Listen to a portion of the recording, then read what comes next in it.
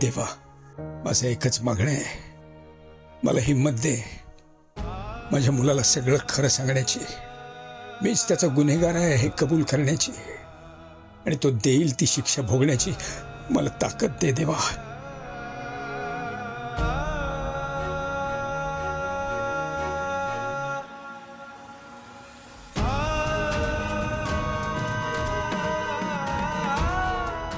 चला गाईस, आपण सेल्फी काढूया. हा या पटकन या.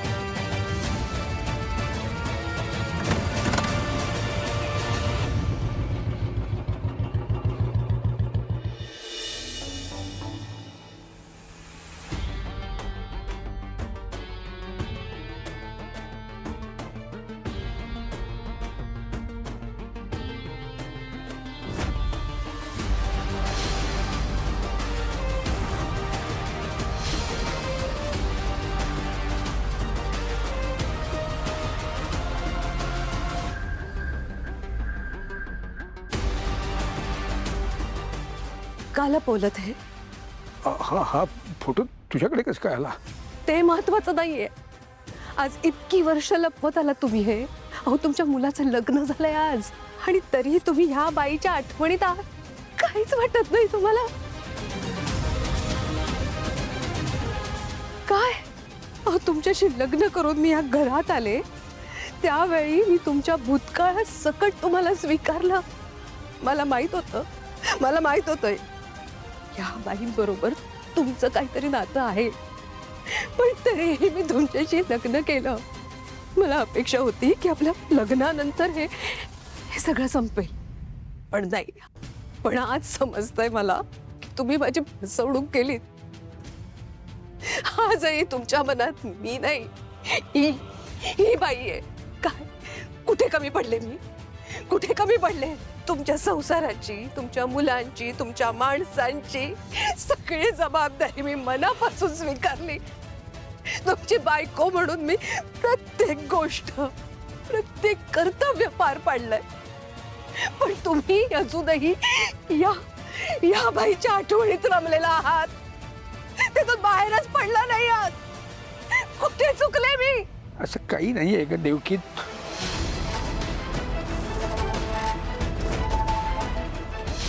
हे वकील, माफ कर मला पद्मिनी, चुकून माझ्या तोंडून निघून गेला ग. बस बस, जे मनात होतं ना ते शेवटी ओठांवर आलंच. तुम्ही मला शब्द दिला होता की तुमच्या भूतकाळाची सावली माझ्या संसारावर, माझ्या युवराजवर पडणार नाही म्हणून. ग पद्मिनी, मी माझा शब्द पाळलाय अगं. मी हो, आणि मग तरीही या बाईचा फोटो तुमच्या जवळ ठेवून तुम्ही काय करत होता? सांगा ना, काय करत होता? वा, 25 वर्षापूर्वी सगळं संपलंय. ती बाई संपली, तिच्या घराला आग लागली, त्यात ती संपली. पण तुमच्या आठवणीत अजूनही आहे, आणि गेली कित्येक वर्ष हा फोटो तुमच्या कपाटात. नाही नाही दयानंद, नाही, हेच चालणार नाही. मला नाही चालणार. पद्मिनी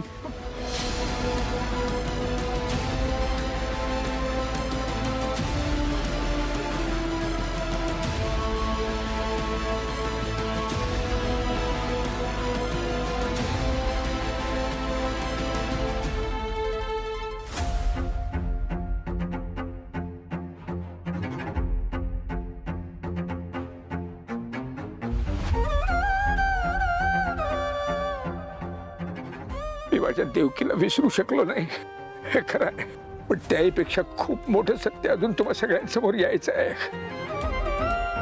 मला माहित नाही त्या सगळ्याचा तुम्ही कसा स्वीकार करणार आहात, कसा समजून घेणार आहात तुम्ही. मी देवकीचा खूप मोठा गुन्हेगार आहे पद्मिनी. फक्त तिचाच नाही, आमच्या मुलाचा, केदारचाही खूप मोठा गुन्हेगार आहे मी. तुम्ही सगळे केदारचा स्वीकार कराल ना, माझ्या मुलाला स्वीकाराल ना तुम्ही सगळे.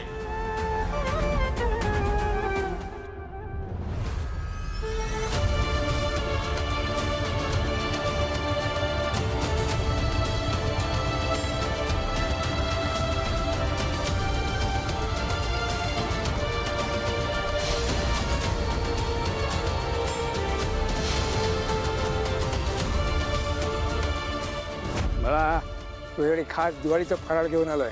घे.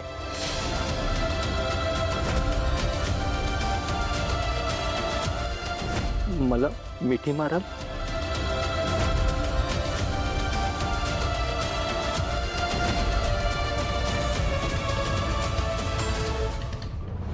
थँक्यू, तुम्ही इतक्या शॉर्ट नोटीसवर यायला तयार झालात. जरा काम अर्जंट होतं ना म्हणून, बाकी काही नाही. हा, पण तुला माझा नंबर कुठून मिळाला? खांडेकरांकडनं मिळाला. ओ, काय नाव म्हणालीस? JPC pharmaceutical company. पण मग त्या कंपनीबद्दल तुला का माहिती हवी?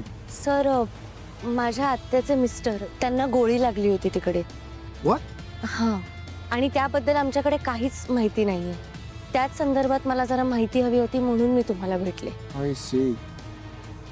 पण मला हे कळत नाही, या संदर्भात तू मलाच काय अप्रोच झालीस? थँक्यू. मी तुम्हाला म्हणाले ना, मला खांडेकरांकडनं कळलं तुमच्याबद्दल. मला हेही माहिती आहे की तुम्ही MNN मध्ये काम करायचं. तिकडे तर सगळेजण तुमच्याबद्दल चांगलंच बोलतात. तिथे सगळेजण असं म्हणतात की शेखर सरांसारखा रिपोर्टर कोणीच नाहीये आणि इथून पुढे कधी होणारही नाही.